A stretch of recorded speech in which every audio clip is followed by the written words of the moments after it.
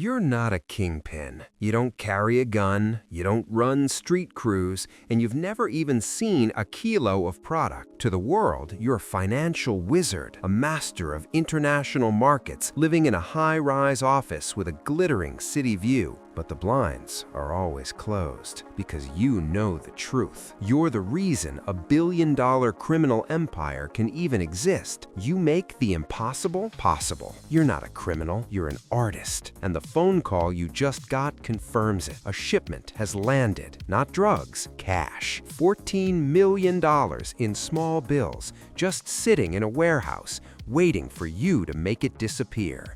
And you have 48 hours. This is the job. This is the world you live in. You are the ghost in the machine, the architect behind the curtain. The United Nations estimates that up to 5% of the entire world's economy is laundered money. We're talking trillions of dollars a year. You don't handle all of it, but you handle enough. The cartel's business generates a tidal wave of physical cash. But in large volumes, cash is a massive problem. It's heavy, it's dirty, and it's useless for buying a skyscraper, a fleet of supercars, or a controlling stake in a legitimate company. You can't just deposit millions in cash without triggering every alarm in the system. Physical cash is a liability, and that's where you come in. Your job is to take that mountain of paper and turn it into clean, usable digital assets that can flow through the global economy. To seize their money is to seize their power, and you are the guardian of that power. You don't just hide the money, you give it a new identity, a new story. You make it legitimate. So how do you make $14 million in used bills vanish into thin air? You don't. You shatter it into 1,000 pieces and hide it in plain sight. The process is a classic for a reason. It works. It happens in 3 stages: placement, layering, and integration. First up, placement. This is the riskiest step, getting the actual cash into the financial system. You can't just walk into a bank with a duffel bag. Instead, you use a network of smurfs. These are people who take small bundles of cash, always just under the $10,000 reporting threshold, and deposit them into dozens, sometimes hundreds of different bank accounts. Now, this technique, called structuring, is itself a crime and a huge red flag for banks, so it's a high-risk game of cat and mouse. Another method is to funnel the cash through businesses you control: restaurants, car washes, corner stores. The dirty money gets mixed in with legitimate daily earnings, a little at a time, making it nearly impossible to spot. Once the money is in the system, the real work begins.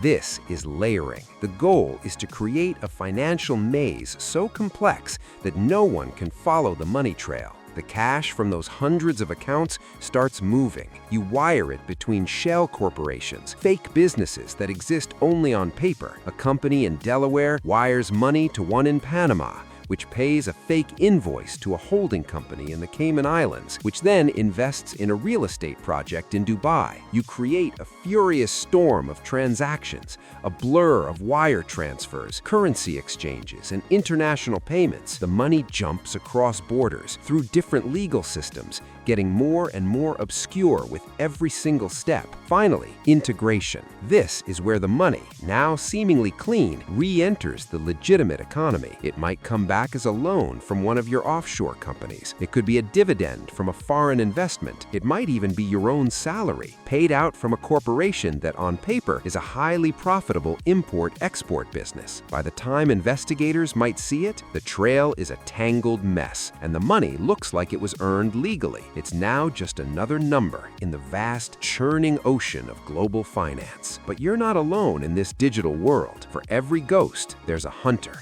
and they are relentless. You're not worried about local cops. You're worried about federal agencies with acronyms and unlimited resources. The DEA isn't just chasing drugs, they're chasing the money. And then there's your true nemesis, the IRS Criminal Investigation Division. They're experts at following the money, and they boast one of the highest conviction rates in federal law enforcement for the cases they choose to prosecute. The entire banking system, especially in major financial hubs, is built to stop you. Banks are legally required to know their customers and report suspicious behavior. They use sophisticated software to find patterns, large cash deposits, a sudden flurry of wires, or transactions that just don't fit a customer's profile. When that software raises a flag, a human analyst takes a look. If they're still suspicious, they file a Suspicious Activity Report, or SAR, with the Financial Crimes Enforcement Network. A SAR is a silent dagger. You are never told one has been filed. The bank is legally forbidden from telling you. It's a confidential tip-off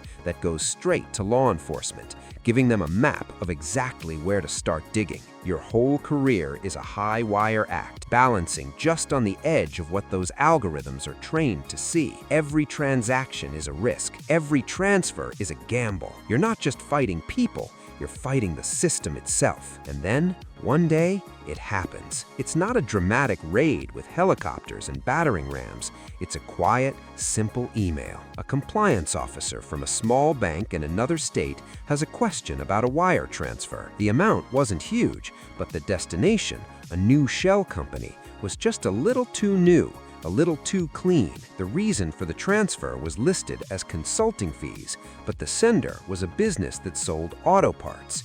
It's a tiny inconsistency, a loose thread, but a loose thread is all it takes for everything to unravel. You know exactly what this email means. A compliance officer's question is the first step. The next is a SAR. The clock is now ticking. That single report will light up your network of shell companies like a Christmas tree. Federal agents at the DEA and IRS will start pulling that thread, using data analytics to map out the entire web you so carefully built. But that's only half your problem, because the law isn't the only one watching. Your phone rings. It's not your usual contact. It's someone higher up. His voice is calm, but the message is ice cold. He heard there was a problem with a transfer. He starts asking questions, not about the IRS, but about you. Is everything under control? Are you sure? In this business, suspicion is a death sentence. The cartel doesn't care if you're caught by the government. They only care if you've become a liability, a link that could lead back to them. And liabilities have a way of disappearing. Suddenly, you're trapped. On one side, federal investigators are closing in. On the other, the most dangerous criminal organization in the world is starting to doubt your genius. This is the reality of your job.